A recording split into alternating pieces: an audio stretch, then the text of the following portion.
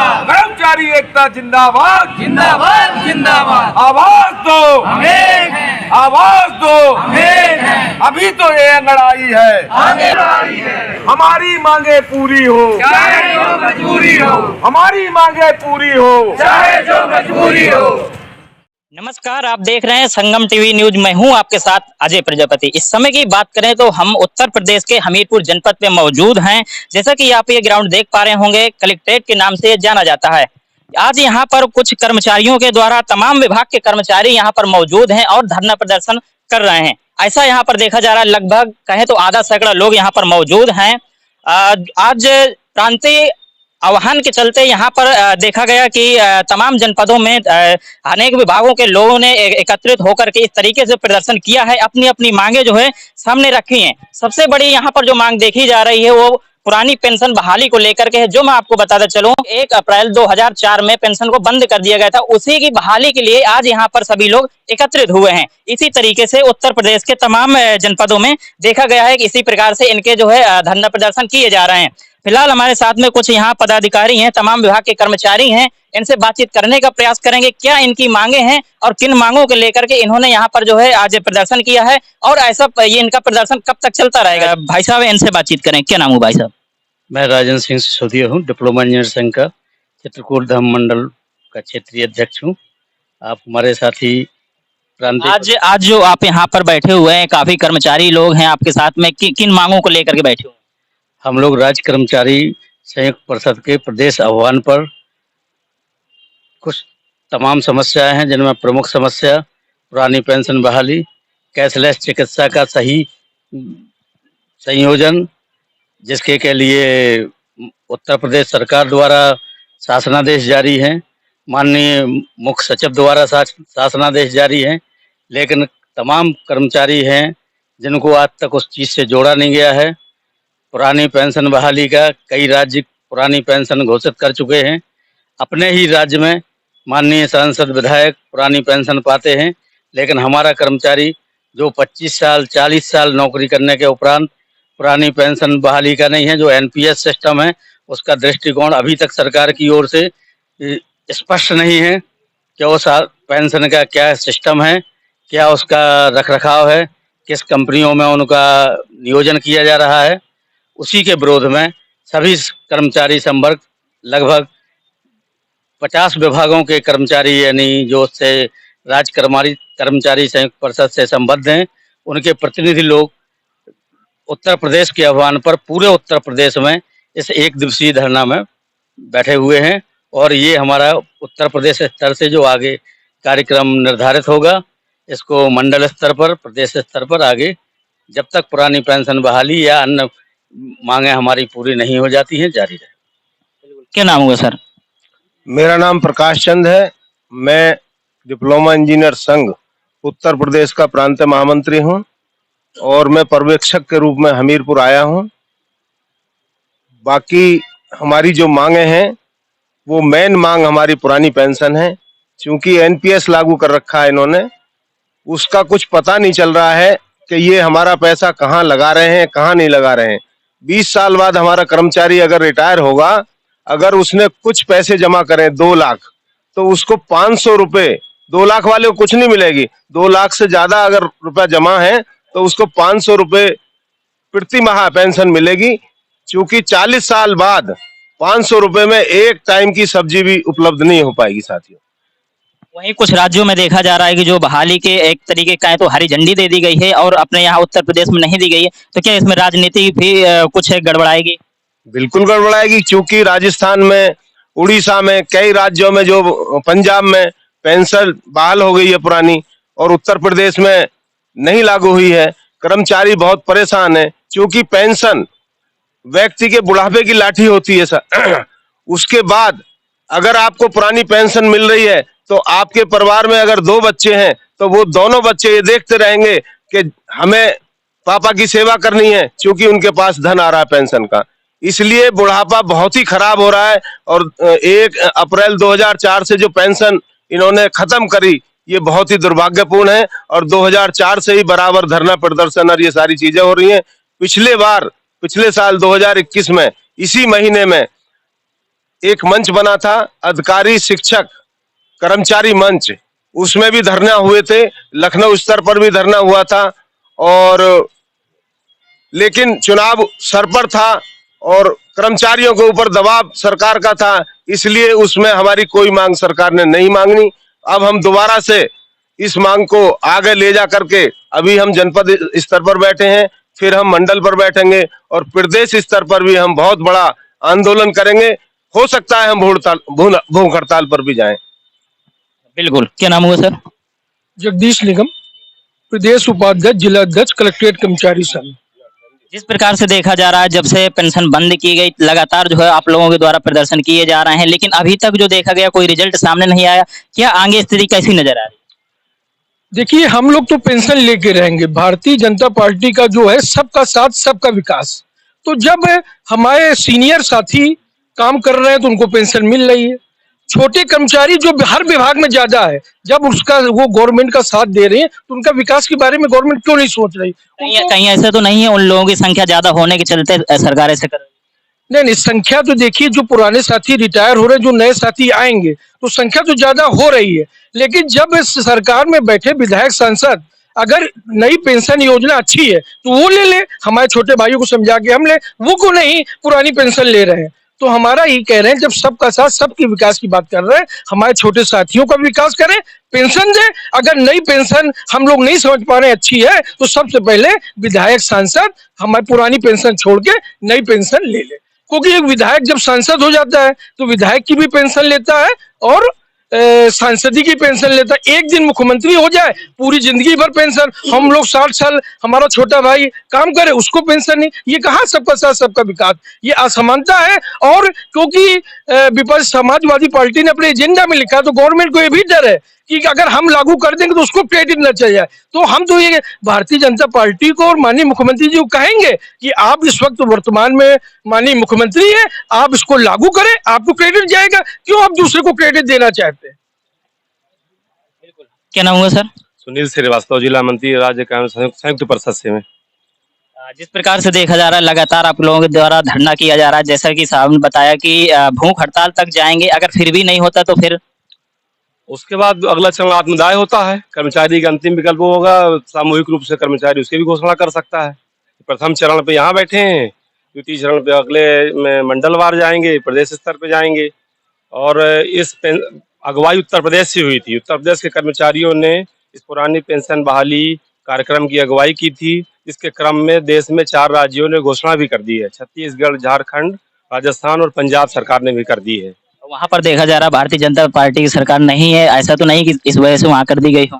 जिस वजह से भी की गई, उन्होंने कर्मचारी की समस्याओं को समझा और उनको सुलझाने का प्रयास किया है। और उत्तर प्रदेश में भी एक दिन ऐसा आएगा, जिस तरीके से कंडे में एक जब आग लगाई जाती है, धीमी धीमी आग जलती है, एक दिन ऐसा आता है कि कंडा जल के पूरी तरह से प्रज्वलित हो जाता है, उसमें कुछ भी पकाया जा सकता है। तो हम लोग भी उसी तरह किसी को भी पका सकते हैं। जब वो आग हमारी प्रज्वलित हो जाएगी एक दिन, तो किसी भी सरकार को हम लोग उसमें आहुति दे सकते हैं। इसलिए हम लोग ये कह रहे हैं कि सरकार चेत जाए, पुरानी पेंशन बहाल करे, कैशलेस सुविधा दे, जिस मूल स्वरूप में वापस लौटाए। और पहले होता था कर्मचारी, नियमित कर्मचारी बनाए जाते थे, इस संविदा में द्वितीय श्रेणी के बनाए गए, फिर तृतीय श्रेणी में आउटसोर्सिंग, संविदा का भी प्राइवेट संविदा कर दी गई है। तो सारी मांगे हमारी मानी जाए और कर्मचारियों को गुलामी की उस जंजीर से मुक्त किया जाए, उसको सम्मान उसका पुनः लौटाया जाए। बस मेरा यही कहना। हमारे साथ में सर हैं, इनसे भी बातचीत करें। क्या नाम हुआ सर? अशोक निगम, जिला अध्यक्ष, राज्य कर्मचारी संयुक्त परिषद, जनपद शाखा हमीरपुर। आज यहाँ पर धरने पे बैठे हुए हैं, देखा जा रहा है वैसे संख्या तो यहाँ कर्मचारियों की बहुत ज्यादा है, लेकिन जो यहाँ पर बैठे हुए हैं बहुत कम संख्या में, क्या कारण? वास्तविक रूप से रविवार का होना और 8 तारीख को कल अवकाश का होना, हमारे ज्यादातर कर्मचारी जनपद के कोई लखनऊ से, कहीं कानपुर से आता जाता है, इसका भी बहुत बड़ा असर है। और इस आंदोलन को अधिकारियों द्वारा, जो जनपद स्तरीय अधिकारी हैं, उनके द्वारा गलत प्रचार प्रसार किया गया कि ये लोकल समस्याओं को लेकर धरना किया जा रहा है, मिनिस्ट्रियल के आधार पे किया जा रहा है। ऐसा कुछ नहीं है। राज्य कर्मचारी संयुक्त परिषद के प्रांतीय आह्वान पर प्रमुख मांगों को लेकर आज हम धरने में बैठे हैं। निश्चित तौर पर आज हमारी संख्या कम है, लेकिन आगामी जो दूसरा चरण हमारा प्रांत नेतृत्व तय करेगा, उसके आधार पर हम भारी संख्या में मौजूद होंगे और सरकार को ये चिताएंगे कि हमारी एक ताकत है, हमारा एक वोट बैंक है देश और प्रदेश में।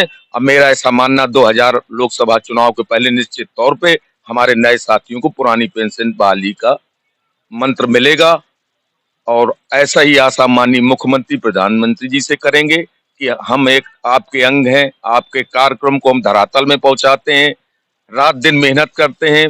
5 आदमियों का काम एक आदमी कर रहा है आज की स्थिति में। इस चीज को भी सरकार को गौर करना चाहिए कि वैकेंसियां रिक्त पड़ी हैं, कितनी तन्मयता के साथ कर्मचारी काम कर रहा है। तो सबका साथ सबका विकास के तहत पुरानी पेंशन बहाली, आउटसोर्सिंग बंद करके कर्मचारियों को नियमित किया जाए, ठेकेदारी प्रथा समाप्त की जाए, आंगनबाड़ी, आशा बहुएं, एनम संवर्ग जो महिला सशक्तिकरण की सरकार बात करती है, खासतौर से भारतीय जनता पार्टी, कहाँ महिला सशक्तिकरण, सिर्फ दिखावा के नाम पर है।